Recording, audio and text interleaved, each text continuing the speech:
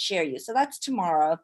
Next week, we have the distribution of the yearbook. Thank you to Carol Scheffler for putting that together, and to the editors in chief who worked really tirelessly on that.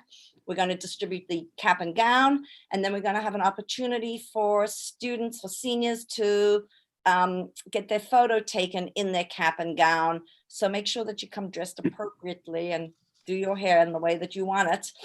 And then the graduation will be live streamed, not live streamed, just streamed on June 24th through LMC TV. So thank you, LMC TV, for working with us to get that done. In the meantime, the 9th, 10th, and 11th graders, we're closing out the year through collecting books. We're starting to think about what does that look like for next year in terms of what transitions are going to look like. And I don't know who's watching tonight, but I've been speaking to parents of different groups. And so for the rising 9th grade group, it's a very different conversation than I had last night with the rising senior group. But I think that there are a lot of commonalities. And I think that in terms of the next question you're going to ask, Bob, which I anticipate, which is, lessons learned, and I'll let one of my colleagues speak to that. I think that has been applicable to all 4 grades. So I'll stop there. So thank you. And I'm looking forward to tomorrow's event, and certainly on to graduation. Just to touch on your comment about the series of grade level meetings with parents, maybe we can talk about some of the questions or themes that emerged from that discussion and question and answer sessions that stood out in your mind. Anything, and really talking about lessons learned, really talking about what are the themes that are in the minds of parents that who may be here this evening, but did not have the opportunity to participate, whether you're a 9th grader, 10th grader, or a rising senior. Well, I think, and then I'm going to turn, I don't know who you're asking this question to, but I'll start with one thing that I thought was a common question that we got, which was about synchronistic learning, and why Mamaroneck High School had not done more of that. And what I said to parents was, when I had 130 people on the phone, on the call, very different than the 4 of us right now.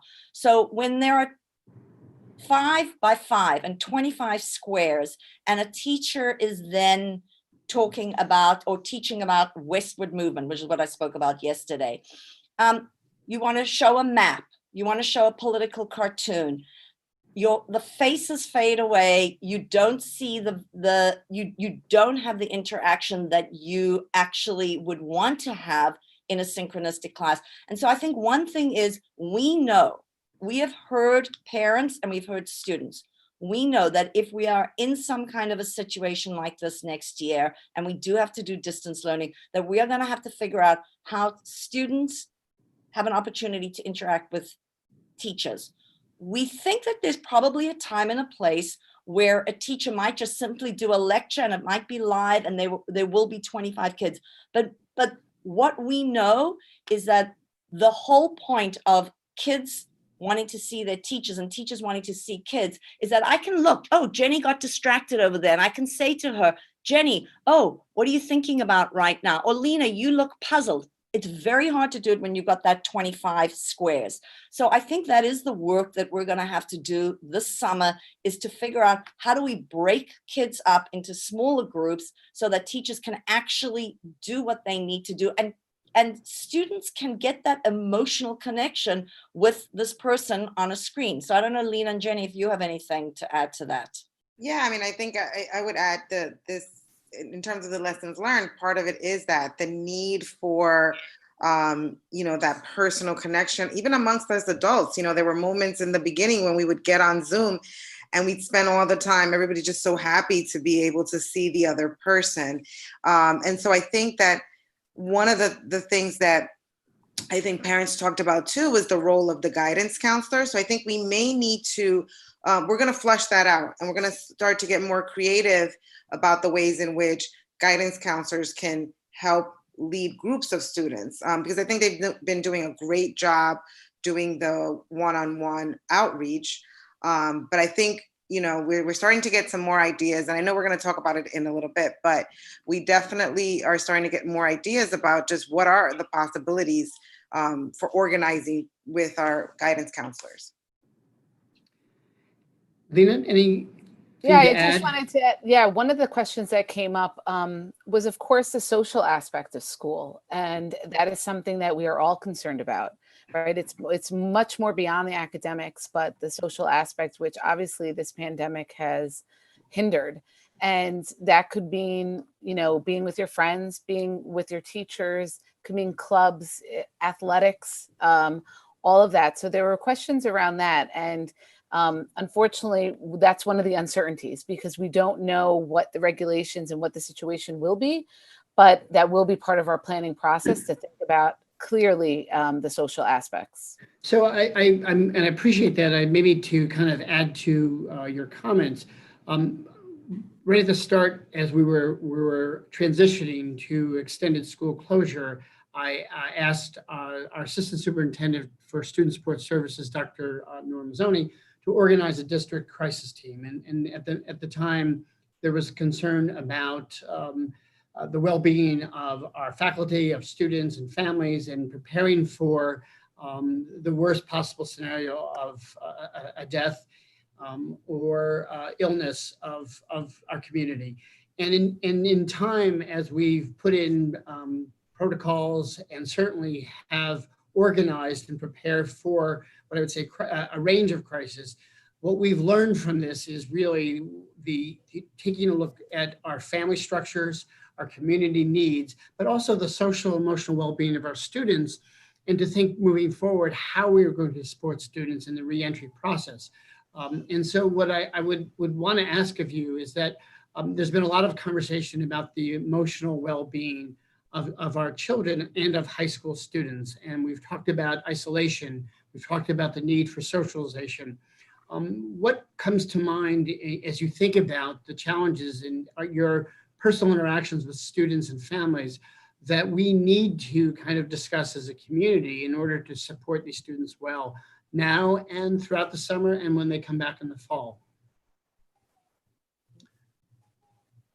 Well, I think I could take some of that. One of the aspects that, we're constantly in contact with students, families, obviously the guidance counselor. So the counseling department has been huge in this aspect, the social workers and the psychologists. And there are a lot of students who are struggling and they're reaching out. And I think one of the things that with the time throughout this pandemic that has improved is those interactions like we're having right now. It's not the same as the in-person, but there's something about seeing somebody's face, right? There's something about that connection that's needed. And that's why we further developed that. And so social workers were making those calls, counselors there were office hours that we put into place in the counseling department. And then connecting with our community resources as well, the community counseling center, and any outside agencies that could further help us with this. It has been very helpful, and we'll have to strengthen those relationships as we move forward. I think I would also add that, one of the things that we have seen is that our faculty, right, have reached out in so many different ways. So yes, the counselors, of course, but I was talking to a teacher yesterday who said that she had noticed that a student for 3 days had not submitted any work, and that, and so she picked up the phone and she just reached out to the student, and that one small move, like reset him. But she could tell that like things weren't great, and I mean, all of us, right, are hurting right now from COVID-19 and then from the events that are happening in our country right now. And kids are really having reactions. So just recognizing that we have to have this multi-prong effort to reach individual students. And in one of the interviews, I know we're going to talk about the D School in a minute, but when we had to conduct this empathy interview, I was very struck by the teacher who I interviewed, who said to me, the thing is, that there are people behind those screens. And that's the thing. And how do we reach them? Thank you. I mean, I appreciate that. And we recognize that we have well over 3,300 families, and that each and every family is in some ways struggling with a multitude of issues. And I say that whether it's the adjusting to having parents at home working, or students being essential workers for their, as part of their family structure, the struggle to, in some ways, support families and children going through the learning process at home, the social issues, and so on and so forth. So it is important for us, obviously, to work closely with our community groups and organizations, but really to identify the trends and understand what we see broadly, but yet attend to each and every child and meet the needs of families going forward. We know that this is going to be with us for the long term relative to, I think, the challenges and struggles that our community faces and individual families face. And so we have to be mindful of putting the emotional and social and health of our families at the forefront, in addition to the academics as well. So I appreciate that. So let's, if we can, just take all that and kind of say, so where are we going, right? Because many of the questions that I received from parents who were interested in hearing about the high school this evening want to know, okay, the school year is wrapping up, we're winding down, but what should we expect going forward? And maybe I can kind of set a context for the work that's underway, and then ask how you have experienced the work of in our collaboration with Stanford University's Design Lab. We've now completed our second session of 3 and started to roll up our sleeves to think about the future. So maybe I can kind of set the introduction as to what we're doing, and then hear your perspectives as it pertains to your thinking around planning for the high school going forward. So through, I would say, Liz, your connection with international school, with the opportunity to learn that the Design Lab school at part of Stanford University is working with schools across the globe in thinking about the 3 likely scenarios for the fall and how to plan for a reopening, and I would say opening as opposed to reopening, of school this fall. We really had the opportunity in working with facilitators to think broadly about the future and kind of take a stab at what we think will be the prevailing issues over the next year, 2 years, and 3 years, but also understanding our thinking about operating schools in the context of the challenges of the broader society. Will the COVID come back in the fall and beyond, and force us to think differently about how we can operate? Will the economic crisis continue and puts, I would say, stress on our families, and even thinking about how we can operate the schools if families are going back to the workplace? And so all the things that are connected to society, the world around us, but thinking about how that would impact us directly. The goal ultimately is to take 3 scenarios that are likely: an open campus where students and staff are returning to regular school or the physical school under what I would say is the restrictions outlined by the State Department of Health or by the federal government, or all the above. The second option is what we've talked about as a hybrid option, where a limited number of students and staff come to school. Some students remain home and staff throughout the entire school year. And we deliver both in-person and, I would say, online learning. And the third likely scenario to consider is extension of remote learning. And we know that it could be 1, 2, or all 3 of these models or scenarios that we need to plan for. And so my interest was to work with a group that would allow for some sense of efficiency, but more so is really adopting the design thinking stance in the planning process.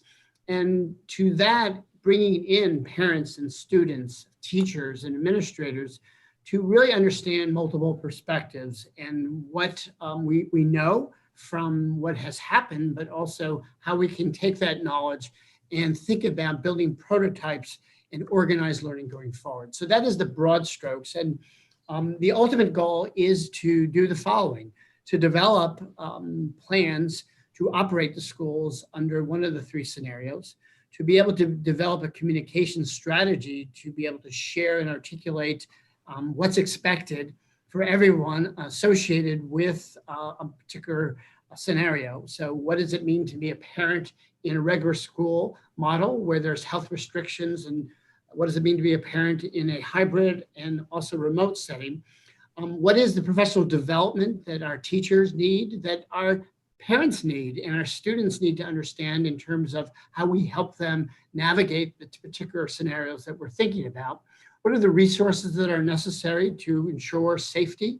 And safety is very specific when we're talking about entering the school and the physical spaces and how students transition and remain safe. But safety it certainly has another meaning or definition when we're talking about remote learning and navigating online learning as well. So it's really thinking about all the major categories, building the plans, testing those plans well in advance, and then understanding what the state is going to tell us we need to adhere to, and making sure we're prepared for that. And when you step back and think about it, it's daunting, right? It's very difficult to say, how are we going to do this work? And that is on the minds of our parents. But maybe we can talk about from your perspectives thus far, and then I can ask some specific questions from parents, how this is going and what you've come to realize through 2 sessions of strategic planning thus far in collaboration with the design lab. So any comments and thoughts? I can start. What I've come to realize is that the word you used is daunting, that this is a daunting task. And it's not as if Friday was the first time any of us started thinking about this. You know, for the last, I'd say 5 weeks, we've been batting around ideas. And one of the things the design school does is it tells you to stop saying but. So you go down a scenario and then you say, but we can't fit that number of students into that room. But what will happen when they get to the overpass? So the whole purpose of the design thinking is to open your thinking and to keep on thinking about different types of ideas and to really be open. So that's really been an exercise in, I'd say for me personally, that's been hard because I know what it means when I have 1,700 kids in the school, and I've watched kids walking up to the school without masks on, and all I can think of is, oh my goodness, what is that going to look like in September when I've got maybe half of them coming in, or 1,700 coming in. So that's really important. But I think that, I think that we were all in different scenarios. I was in the group that was asked to think about an open campus, which is not open in the way that we call it, but it just means we would be returning to school. And so that's useful, right? Is to think about some normalcy. What would that look like? And beginning to think about, well, what would that mean for a schedule? And how would we manage students? And I know that some of the questions I received in some of the other meetings, and that's on this list as well, is could teachers move? So that's one thing we're looking at. And would students remain in a class? Well, clearly then they cannot eat lunch all over the school. They can't lie on top of each other like they do. They can't sit in the library so close to one another. So they can't probably eat in the cafeteria. So we know we're going to have to think differently about all of these things. And it's chipping away, I think, coming up with a big idea and then narrowing and keep on asking yourselves, and then what? And then what? So I don't know, Jenny, if you want to add something. Yeah, I do. I think for me, what has been helpful is just being able to get together with other people to talk about it. I think I've had ideas and I've just been afraid to say it because I'm like, what is a teacher going to think when I say this? Or what will parents think? Or is this going to work for students? So we had a nice group because it was, a nice combination of teachers. We didn't have a parent, I don't believe, but we did have a board member and a student. And so it was actually really good to say, one of the things I was thinking was we could do X, and then a person extend it and be able to say, so when I'm ready to say that, but as Liz was saying, the person's like, well, no, actually we could do X, Y, Z. So I'm actually, what started as feeling very daunting today because of what we were doing by the end, I was like, I need more time because I want to keep talking, with that teacher about what to do. And it was great to see just that everyone kept saying, we all need to remember to be flexible. We all need to remember to X, Y, and Z. And I think the other thing is just thinking about, because I'm constantly thinking about like the financial constraints or things like that. But it was even good just getting the perspective of, well, let's see how we could actually combine our resources in terms of not just thinking about individual teacher, individual class, but just opening up our whole minds about all of it. I think the design, and Lena, I'll return to you in a moment. I think one of the things we have to think of and how the process has helped is be able to say, what does this mean for teaching and learning? What does this mean for the safe operations in schools and the health and well-being of students? What does it mean about, as we've said, the culture of our schools and what we hope and want for our students and our staff?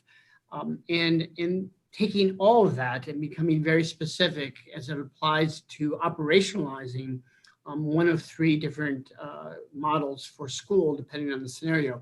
I think the other thing, and you touched on it, Jenny, is how do we step back and think differently about how we can deliver instruction and in some ways take advantage of the facilities that we have here. And so even in the hybrid and the open school, we know that we can organize and use spaces differently. One of the things that is happening and is well underway in a parallel approach is to really audit our facilities, all of our schools, including the high school, looking at the square footages of our various classrooms, our large spaces, and to say, how can we fit, how many students can we fit and a staff member within this particular area? And then how can we use areas creatively to deliver instruction differently? And so it is broadening your mindset that way, and then taking that and going deeper in seeing how this could work for us.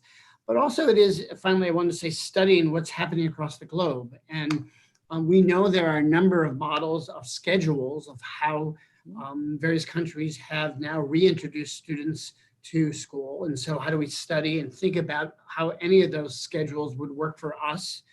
And then we have to consider the one thing is that is the size of the high school and understanding how we could create safe spaces and manage, Liz, as you had suggested, the large number of students. So there are a few things that I just want to mention to our viewing audience is that beyond the work that we're completing through the DLAB process, there are numbers of studies and careful examinations of resources that we will need. Certainly physical space audits and consider how we will do that, and aligning of resources for professional development that will allow us to execute each one of these scenarios in a way that makes us better, and that's what's important. Lena, your perspective on the work thus far? No, it's been really interesting, I have to say. One of the aspects that I've appreciated through this process is the design thinking and planning of like starting macro, going micro, and then coming back out to macro, which I think has been really beneficial because at first you're looking at, I mean, we keep using the word daunting and overwhelming, honestly, but, you know, and you look at everything that we have to consider, and then the group from Stanford University makes you then focus on one little aspect, you and a small group of people. And then you step back and then can view everybody else's, which has really been, I think, impactful in this whole process because you're able to see not only the process, but you're also able to focus on one aspect. And then when you see everybody's, you see all the perspectives and the possibilities. And I think that's been really great in this whole process. And I think one of the other things through our discussions is, and it's hard to say this, but some of the positives that we are noticing in the remote learning and seeing those perspectives through the empathy interviews that were done through this process with Stanford University that we've done with students, parents, and teachers.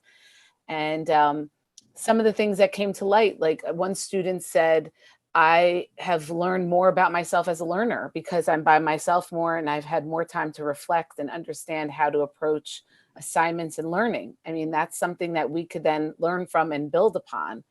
Other things are, we always talk about schedules and structure, and I know you appreciate this, Dr. Shaps, but the idea now, we are not stuck in a silo of the bell and the room and, that physical aspect that we've talked about in the past when we've talked about other initiatives. So you mentioned the empathy interviews as part of our process, and I wanted to point out, I know, Liz, you are in the process of surveying your faculty just to understand their experiences in organizing and delivering learning that through the remote setting. I want to make mention that in the coming week, we plan to actually survey parents and families. Our commitment really is to provide for a broad survey families so that we touch on the particular experiences at the elementary, middle, and high school, and to use that information again for our planning process, but also to be able to share the various experiences and feedback that we're getting given what has transpired, and how do we use that as lessons learned to really kind of focus on moving forward, knowing that it may be this was how students will learn and families will participate in the learning process for the entire year, next year, or some combination. So I appreciate that, Lena. And I think it's important to understand the perspectives and really have people explain the narratives in those stories. So when I think about the challenges of the planning process, it's interesting to see that the what's on the mind of parents relative to various scenarios, because now the lexicon or the vocabulary of what comes next, hybrid, remote, and so on, is really at ease in terms of our conversations. And so there are a lot of questions about what classes would be, by parents, would be more inclined for physical learning versus remote learning. How will we organize subjects for students? Will some students be able to accelerate versus remain the same?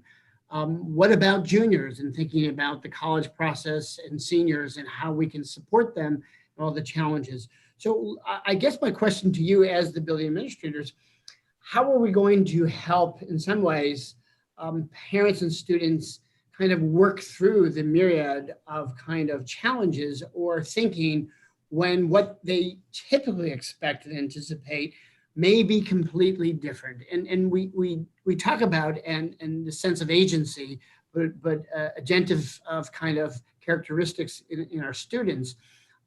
What is that you think of when we think of all the things we need to consider for the experience of our students and how we'll help them through this and organize structures to help as well? So I just think that's a very interesting question. And it's almost maybe an existential question, because it's really getting to the heart of where we are as a country and the world. So, to sort of segue, one of the questions we've been getting a lot, all of us, is how will you make sure that my child is caught up? And what I'm saying in response to that is caught up to whom? 80% of the world schools have been closed. So we're not catching up to Harrison or Scarsdale because they too had their schools closed. So we are all going to be facing similar situations as we return, whatever that looks like in September, to school. So whether it means that we're going to need to reteach certain things, whether it means the College Board is going to have to change what they include on SATs, whether it means, Jenny's nodding because her sister is a dean at a university, and they're looking at, well, what does that mean for our freshmen entering into our university? So I think one thing is, I think we're pretty certain that people are going to need to be flexible. We're going to need to be flexible. And I think that one thing that this whole COVID-19 has taught us is we can plan all we want, right? But sometimes life's events get in the way. And so what I would love to say to you is, you signed up for 7 classes or 8 classes, and you're going to arrive on September 1st, and we're going to be able to have everything as usual. But I can't guarantee that. What I can say is we're going to do our darndest, because we value your music experience as much as we value your experience in social studies or science. And so we are going to do whatever we can. And today we just got, all of us got an absolutely beautiful, beautiful piece of music that Amanda Gundling, our choir teacher, had put together and had arranged. And we've been getting various different pieces, beautiful dance piece from Alison Parsley early in this whole quarantine. And so we're gonna have to figure out, how do we ensure that students continue to have those really beautiful, meaningful experiences in their electives, and maybe that's going to look, and I can say assuredly that's going to look different, because one thing they say about singing is there's a lot of stuff coming out of your mouth, right? And so you can't be standing right shoulder to shoulder with someone.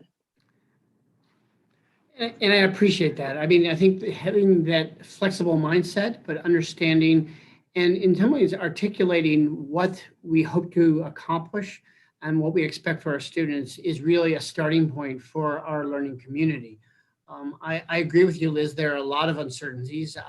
Today in our planning group, I had to say that the Board of Regents, New York State, hope to provide guidelines by the mid-July that will allow us to submit a plan to reopen our schools in September. We can't wait for that. We need to really think about, as we already have, every aspect of teaching and learning, the technological tools that our teachers and students will need to be successful, and understand and narrow down what we want students to focus on and how learning is going to happen. I think equally, a lot of the questions that have come in from parents really is really what Lena and I know Liz and Jenny have touched on, that what about all the other aspects of schools that we value and appreciate that students want and may not be able to have in the same way? So our extracurricular and athletic opportunities, what's going to happen to fall sports, and is a question. And I would say, in speaking with our athletic director, Barry Suman, today, that it's a wait and see attitude. Iowa today announced they're the first state to open up for fall sports and to go ahead. And Iowa has not seen the COVID pandemic hit their state in the same way. And so we are in a unique position relative to our New York State and what we've been through. And I think we need to go slow and understand that as a system, we want to have vibrant and broad opportunities for students to learn. And then how do we work within the context that we have in front of us to provide those opportunities in a safe way as well? And that's something that we need to consider. Jenny. Yeah, I was going to say, we started that exercise with Stanford with looking at our values. And I think that was really important. When we left, March 13th or whatever day it was, we were in survival mode, if you will. And I don't even mean like groceries and all of that, because that did happen. But just like we wanted to get our kids from point A to B. And point A to B was based on what we have all known to be point A and B. Meaning we were preparing them for certain things, either the Regents, SATs, AP exams. Well, those things have completely changed. Colleges are actually, they're revising what they're looking for in students. So, when I understand the sense of, I'm about to have a student that's about to go to high school, and I'm, also thinking about, will she be ready for high school math and this and that? But I have to stop myself and think, part of it is that it's going to look different because the colleges still don't know exactly what, they're ever changing as well. So I think that this gives us a great opportunity to continue to emphasize the things that we value as a community and explore different ways to do it. So I do think, sports are important, and all of the millions of extracurricular activities that we do are important, but because we're not in survival mode anymore, like we're starting to end that, we can actually step outside of that box and think of a different way for these organizations to run. And I actually think, I think it was Liz talked about, or Lena talked about, there's actually been some good things, that have gotten out of this. And I actually think that we're going to have a really amazing opportunity to kind of revamp how we think of learning and how we think of growing our students. And I would say, Jenny, to that point, across the country, I think policymakers, educators are all kind of saying, what have we learned from this experience, and what is the evolving kind of landscape of how students can learn and how teachers can teach in various modalities? What are the tools that are best suited? We started to talk about synchronous learning. What does that mean? We can, in our planning process, think that we can offer remote learning possibly by allowing students physically, or a teacher physically in a school, and students simultaneously at home learning together, right? Just as we have now, in some ways, been able, through flexibility, to have meetings where we are working from our home, but contributing and being a part of it, that it can be as simple as a webcam live in a classroom with teachers and raising your hand remotely, or raising your hand in physical proximity.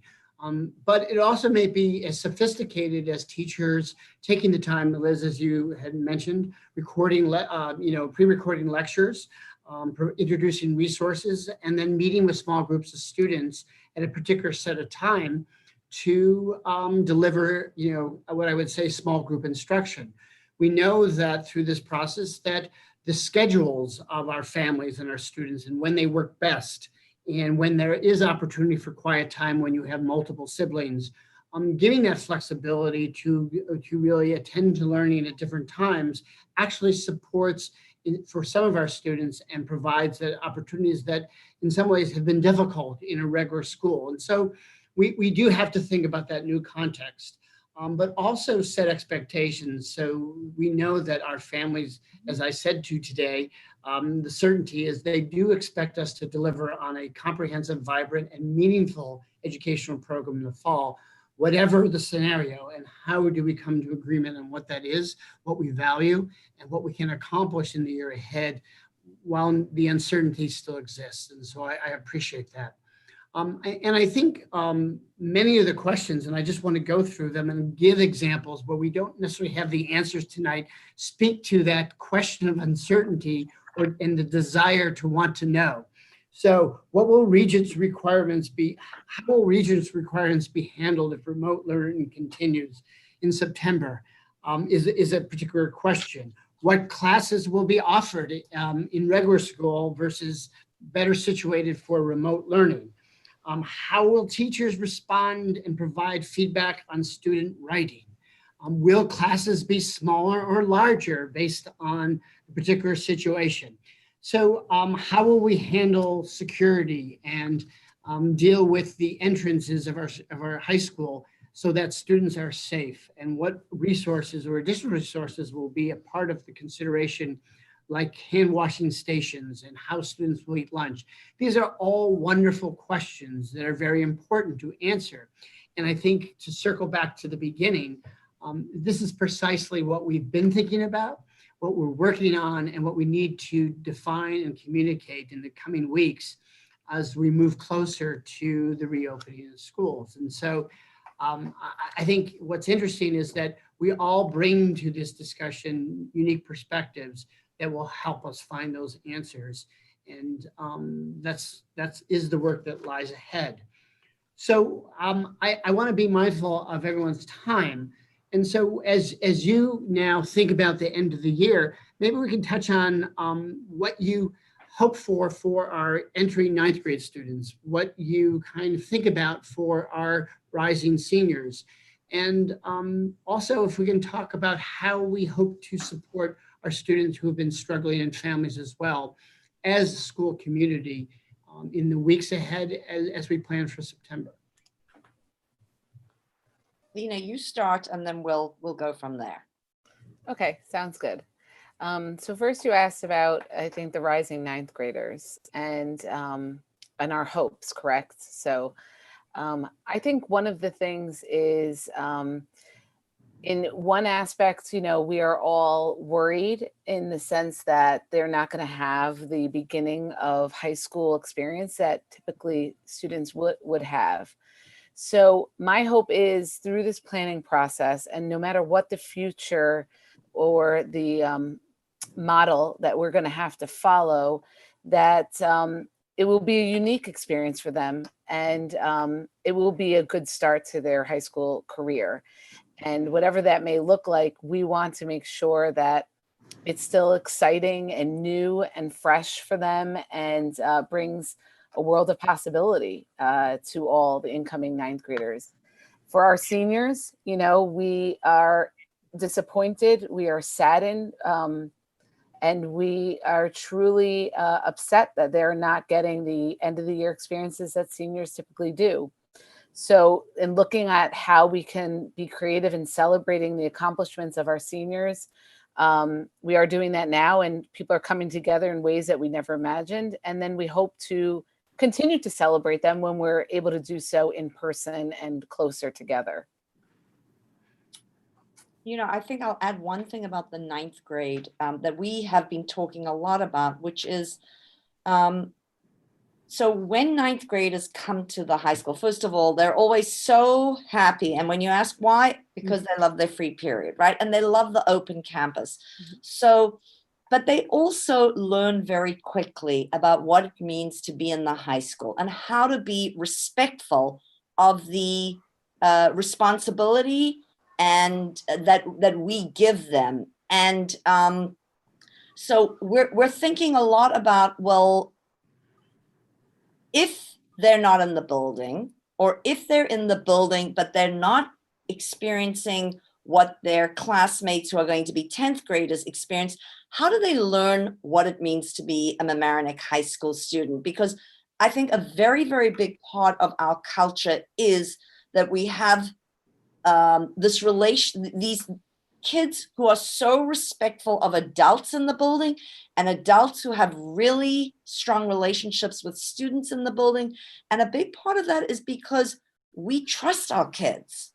We don't put them into a study hall and say, we don't trust that you know what to do with 50 minutes. We say, if you've got a free period, you can go sit outside at Kemper Memorial, you can be in the library, just make sure that you're back in time. And most of our kids are very, very respectful of that. So we're thinking about, well, how do we teach that? Because there's so much enveloped in that.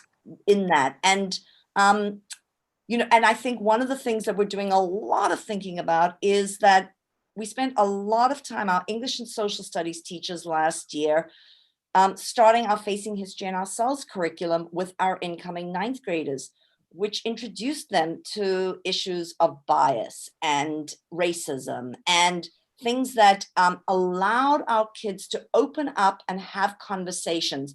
And we were worried about it last year because one of the things teachers said to us is those conversations are very difficult to have. And now to have them with students we don't know. Anyway, I would say that the teachers reported that it was an incredible experience. And one of the reasons was they got to know students very, very quickly. And so we don't want to give that curriculum up. It's very meaningful to us. And what would that look like in a different environment? So those are the things I think we're thinking about with our incoming ninth graders. I think I would add, you know, one of the things that we're also thinking about is some of the voices that can't be present in things like, you know, the D school, because they are the essential workers, or there might be, you know, a language barrier, or they have just been recovering from being ill. So for me, part of it is making sure that we are very creative about ways to bring all the voices to the table so we can understand. I always say, you know, the beauty of our district is our diversity, and it's sometimes our challenge, because we have to think of every way, you know, how to reach a variety of constituents. And I actually think that one of the things that I think about, because I agree with everything that Liz and Lena said, but in addition, I think about our English language learners who are the beginning level. And one of the things that I think is so amazing is the growth from that beginning level in a year. You know, as somebody who was an English language learner myself, I'm amazed at that progress. But part of it is that they're in environments with non-Spanish speaking people, or predominantly English speaking people. So that allows them to develop their language quicker. And so we, some of the teachers and I have been trying to talk about and think about what are ways that we can offer them that opportunity. And for them, getting them to know, what it's like to be in this country, in Mamaroneck, when they're actually just in their house, So I think that that's, for me, one of the things that I have on my mind.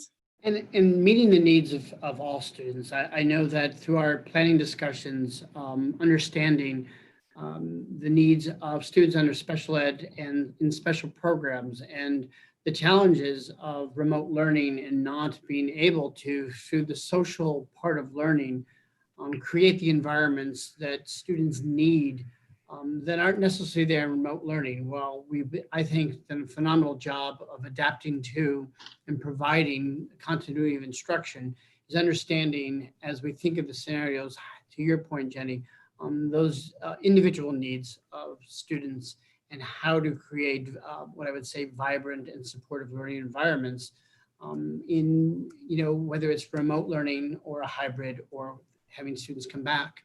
And it really is thinking of basic safety needs and how students, if they have to have the ability to maintain wearing masks, it's about, having students in close proximity, but creating the conditions that they can thrive and work well. So there's a lot of work ahead. I think what I appreciate about your perspectives and your effort is that there's a lot of thought going into September and beyond.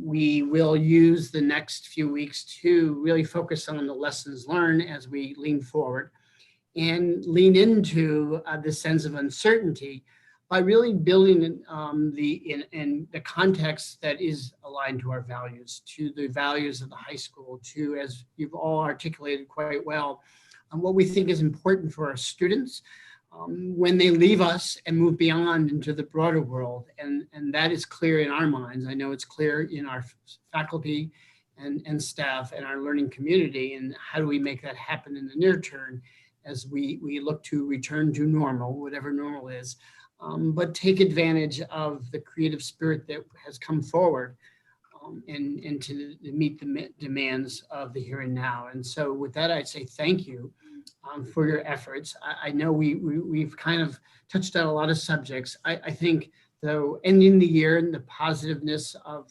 graduation and hoping for a great start is what we're all want for our community and certainly for our high school students. And I would say it is our commitment in the coming weeks and over the next several months to provide consistent communication about what you're thinking, what we're working on, and what to expect moving forward. And whereas tonight we may not have been able to answer a lot of questions, very thoughtful questions about the future, rest assured we are working hard to make that future happen. So thank you for your time. I would say for those parents watching this evening, if you have follow-up questions or things that are in your mind, please send an email and we'll continue to respond in the coming weeks. Good luck to our seniors tomorrow. I will be out there waving and cheering, social distancing, but certainly appreciating their success and honoring this pivotal moment in their lives as well. And I know you'll be out there to join me. So thank you very much. Okay, good night. Thank you. Have a wonderful evening and thank you for your time. I appreciated our conversation. Thank you. Thank you. Good night, everyone.